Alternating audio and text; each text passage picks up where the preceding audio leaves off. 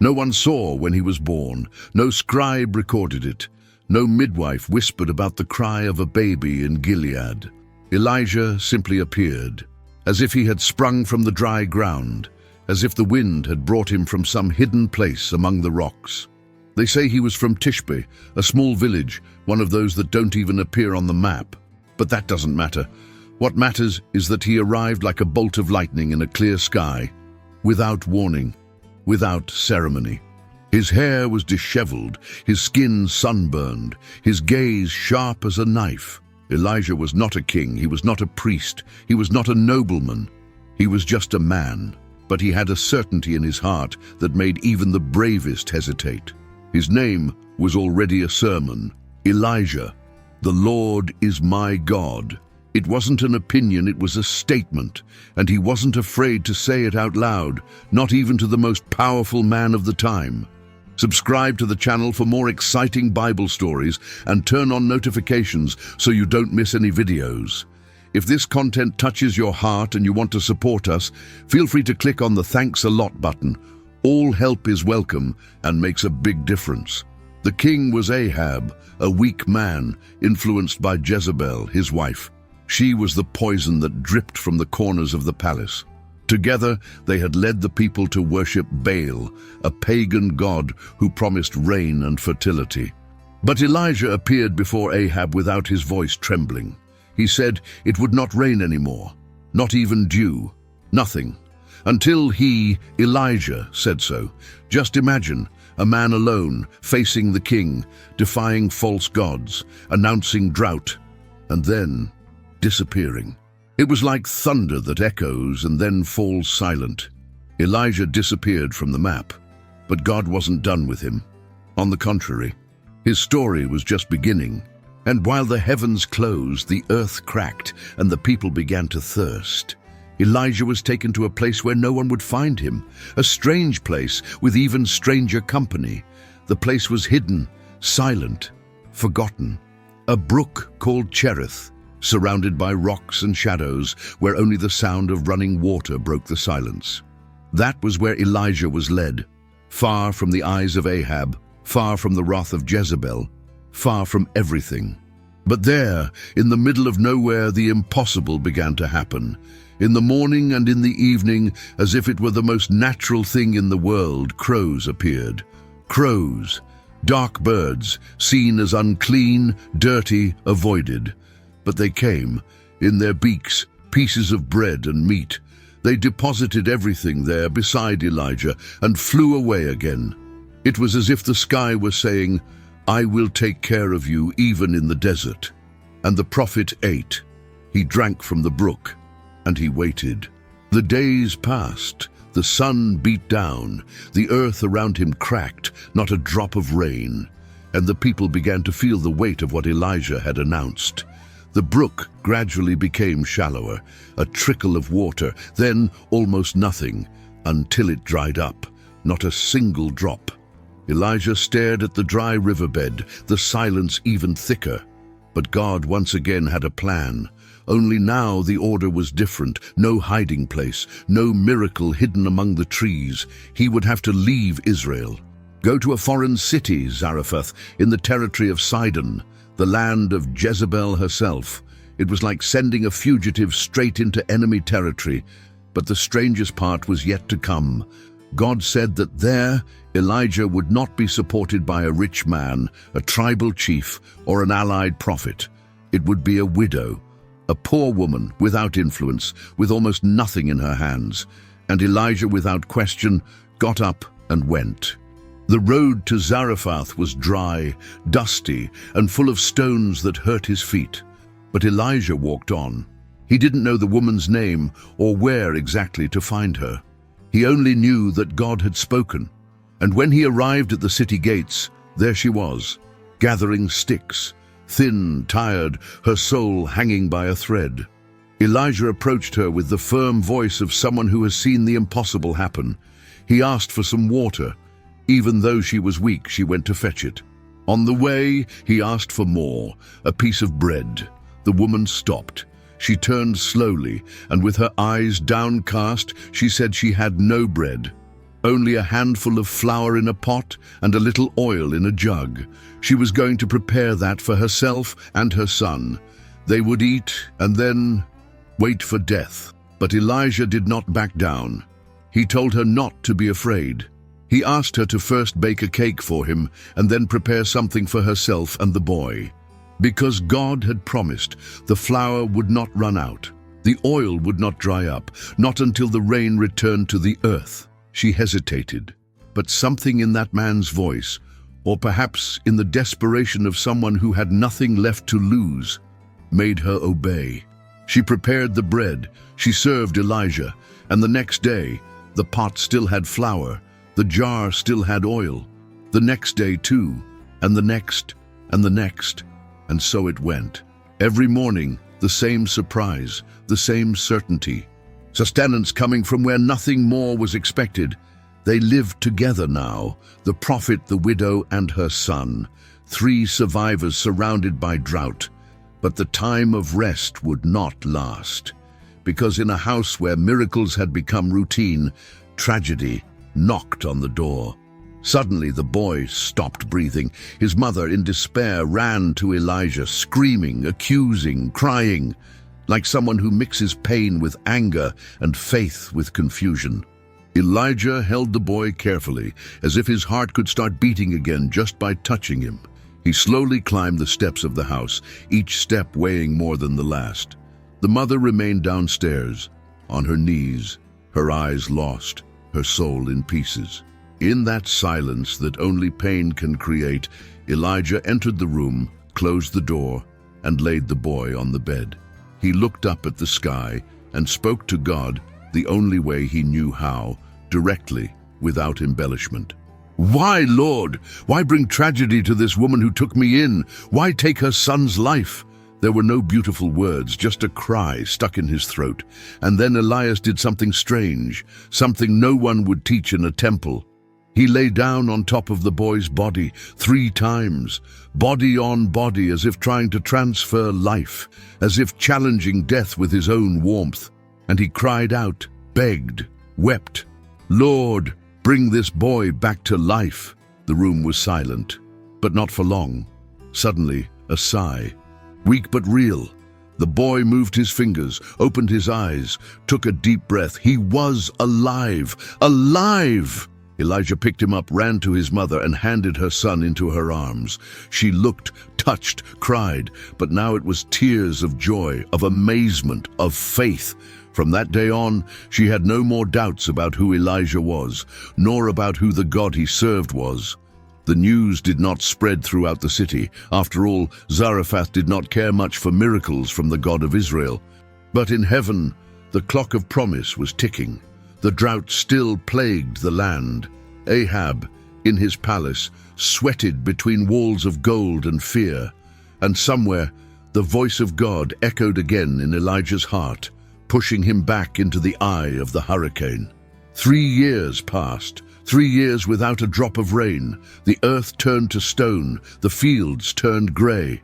The people with sunken eyes and empty hands cried out for help, but they didn't know where to turn. It was then that God spoke to Elijah once more. "Go, show yourself to Ahab. I will send rain." Elijah descended from Zarephath with the steady step of one who carries an order. When Ahab saw him, he almost spat out the words, "Are you the one who has troubled Israel?" Elijah did not back down. "Troubled? It is not I. It is you and your house who have forsaken the Lord to follow Baal." And there, in the midst of that tense atmosphere, Elijah issued a challenge to gather all the people on Mount Carmel, along with the 450 prophets of Baal. It was a summons that smacked of confrontation.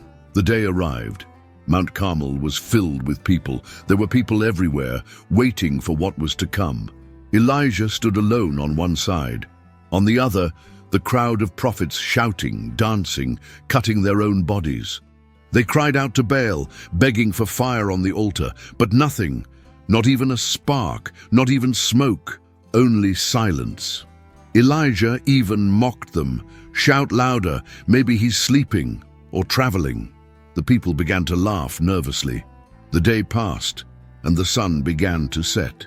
Then Elijah approached the broken altar of the Lord.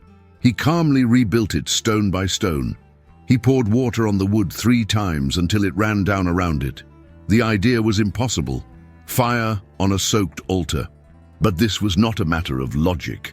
Elijah looked up and prayed, simply, without shouting, "Lord, answer me, so that this people may know that you are God." And before the wind blew, fire fell. It was not a timid flame. It was like a roar from the sky. It burned everything. Stone, wood, water, sacrifice. The people fell face down on the ground. "The Lord is God!" they shouted. But while everyone celebrated, Elijah climbed the mountain again, now to bend his knees. Because the sky was still dry, and the rain, the long-awaited rain, had not yet shown any sign. High up on Mount Carmel, the people were still impressed by the fire, but Elijah alone climbed a little higher. He went to the highest point, bowed with his face between his knees and prayed. Silence. Then he called his servant, "Go up and look toward the sea." The boy went, looked, and returned. Nothing. Elijah did not stop. He sent him up again. Once, twice, 5, 6 times. Always the same answer. Clear skies. The 7th time, the servant returned with something different in his eyes. "There's a small cloud the size of a man's hand." Elijah jumped up. "Run, tell Ahab that the rain is coming." And suddenly, the wind blew hard. The sky darkened. The first drops began to fall. Then came the storm. Elijah ran down the hill, faster than the king's horses, his face wet from the first rain in years. But what was victory for the people became a threat inside the palace. Jezebel, upon learning of the humiliation of the prophets of Baal, was filled with hatred. She sent a cold and direct message to Elijah. "Tomorrow, at this time, you will be dead."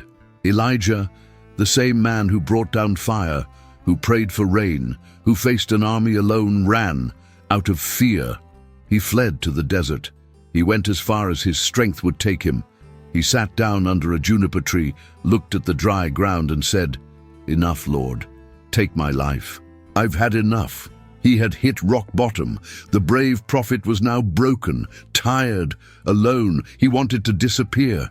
But in that desert, the silence was broken by a touch. An angel, with warm bread and fresh water. Elijah ate, lay down, and slept again. The angel returned, insistent, "Get up and eat, because the journey will be long." And he went. He walked for 40 days and nights, crossing arid lands, mountains, valleys, until he reached an ancient, sacred place, Mount Horeb. And there, he hid in a cave, waiting to hear something, anything, until a soft voice came from nowhere and made the rock tremble inside. The cave was dark, cold, made of stone and silence. Elijah cowered inside, as if trying to disappear from the world. Outside, the wind whistled between the rocks, but he barely moved, until the question came, simple and direct, like an arrow straight to the heart. "What are you doing here, Elijah?" He answered with everything that was stuck in his throat. "I have been faithful, Lord, but I am alone. They killed all the others, only I am left, and now they want to kill me too." It was more than an outburst. It was pain. It was the weight accumulated from years of struggle. God then told him to leave the cave because something was about to happen. Elijah, cautious, approached the entrance. First came a strong wind, strong enough to uproot trees and break rocks. But God was not in the wind. Then came an earthquake. The earth shook and rocks rolled down the hillside. But God was not in the earthquake. Soon after, fire came. Intense flames burned the air. But God was not in the fire. And then, silence. Not an empty silence, but a light breeze, almost imperceptible, that touched the soul more than the senses. Elijah hid his face with his cloak, because in that whisper was God, not in strength, not in fury, but in calm. And again the voice came, "What are you doing here, Elijah?" The answer was the same. But God this time did not respond with comfort. He responded with a mission. He told Elijah that there was still much to do, to anoint kings, raise up a new prophet, and, perhaps most surprising, that he was not alone. There were 7,000 in Israel who had not bowed down to Baal, and so, with this new direction in his heart, Elijah came down from the mountain, now with a new name in his head. A man named Elisha, who was plowing the land without imagining that his destiny was about to change forever. The sun beat down on the field, raising dust and sweat. Elisha was there, his hands firmly on the plow, pulled by 12 yoke of oxen. It was an ordinary day, ordinary work. No one looked twice at him, but heaven had already written something else. And Elijah, with a serious face and a steady step, was approaching. There was no long conversation. Elijah explained nothing, asked nothing. He just passed by Elisha and threw his cloak over him, a simple gesture, but one full of meaning, the cloak of a prophet, the sign of a calling. And there, in the middle of the plowed field, something inside Elisha changed. He stopped. He looked at the oxen, at the field, at the ground where he had planted so much. Then he ran after Elijah and said, "Let me say goodbye to my father and mother, and I will follow you." Elijah replied curtly, "Go, but remember what I have done to you." Elisha returned home, but not to stay. He killed the oxen, used his own plow as firewood, and made a farewell meal. It was like burning the bridge, like saying, "I'm not coming back." After that, he followed Elijah, not yet as a prophet, but as a servant, someone willing to learn, to observe, to walk alongside a man marked by God and by time. Elijah walked in silence, looking ahead. Elisha followed behind, attentive. On the outside, it seemed simple, an old prophet and his apprentice. But time was passing, and Elijah already felt that the end of his mission was approaching. There was something in the air, something different, a kind of premonition that only those who have walked with God for a long time can feel. The people spoke in whispers. The disciples of the prophets whispered among themselves, "Did you know that Elijah is going to be taken today?" Elisha listened but did not answer. He remained steadfast. The journey had seemed strange from the beginning. Elijah went from city to city, Gilgal, then Bethel, then Jericho, as if visiting ancient landmarks before a farewell. Elisha followed him the whole time, even when Elijah tried to leave him behind. "Stay here." But Elisha always replied, "I will not leave you for nothing." He was like a son clinging to his father on his last day. The disciples of the prophets watched, knowing, murmuring, "Today the Lord will take Elijah." Elisha just nodded, like someone who already knew but refused to accept it. Because even when we have faith, goodbyes still hurt. They reached the banks of the Jordan. The river flowed calmly, as if pretending not to know what was about to happen. Elijah took off his cloak, rolled it up like a staff, and struck the water, and the impossible happened again. The waters parted. A dry path appeared in the middle of the river. The two crossed, only the two of them. On the other side, Elijah stopped.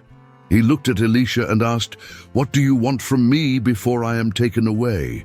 Elisha, with his eyes fixed on Elijah, replied without hesitation, "I want a double portion of your spirit." Elijah looked deeply into his eyes. "You have asked for something difficult, but if you see me being taken away, then it will be yours." The sky began to change. The wind blew harder, and suddenly, without warning, a chariot of fire appeared, drawn by horses of fire. It cut through the space between them. Elijah was taken up in a whirlwind. He rose until he disappeared into the sky. Elisha cried out, my father, the chariots of Israel and its horsemen!" But there was no answer. The only thing that fell from the sky was the cloak. The same cloak that had once touched his shoulders there in the field. Now it lay there at his feet, and Elisha picked it up. Elisha stood still for a moment, the cloak in his hands and his heart racing. The wind was still swirling around him, as if the sky was slowly closing after the scene that no one would ever forget. The silence was heavy. Elijah was gone. Not as men die, but as the chosen depart. Taken alive in a chariot of fire, enveloped in a whirlwind that only heaven could control. He looked at the Jordan River. The same water that Elijah had touched was now a barrier between him and the people waiting for him on the other side. Elisha picked up the cloak, wrapped it the same way he had seen before, and struck the water hard. "Where is the Lord, the God of Elijah?" he shouted. And the river answered. The waters parted again, a path formed, and Elisha passed through. The disciples watching from afar saw everything. They needed no explanation. The authority now belonged to Elisha, but the memory of Elijah did not fade. It lingered in the air, in the eyes of those who saw, in the records of the people, and in every story that would be told afterward. Elijah was not just a prophet. He was a symbol of courage in a time of cowardice, a man of fire who lived among lightning and miracles, among deserts and mountains, between the voice of God and the silence of fear. He didn't do everything right, but he didn't run away from his calling. He faced kings, challenged false gods, fed the faith of widows, and raised the dead. And even when he wanted to give up, God didn't give up on him. The story of Elijah does not end in the whirlwind. It continues silently in the hearts of those who listen. Because Elijah was more than a prophet who performed miracles, he was a mirror. He showed that even the bravest get tired, that even those who hear the voice of God may at some point want to run away, and yet God remains. Present, patient, persistent. Elijah taught us that you don't have to be perfect to be used. He was afraid, he felt anger, he wanted to give up. But God sustained him with bread in the desert, spoke to him in a whisper, and lifted him up when he thought he was finished. That changes everything. It shows that it's not about our strength, but about the God who walks with us, even when we think we're alone. What Elijah did, challenging kings, rebuilding altars, opening paths, passing the baton, was not the work of a superhero. It was the decision of an ordinary person with faith in an extraordinary God.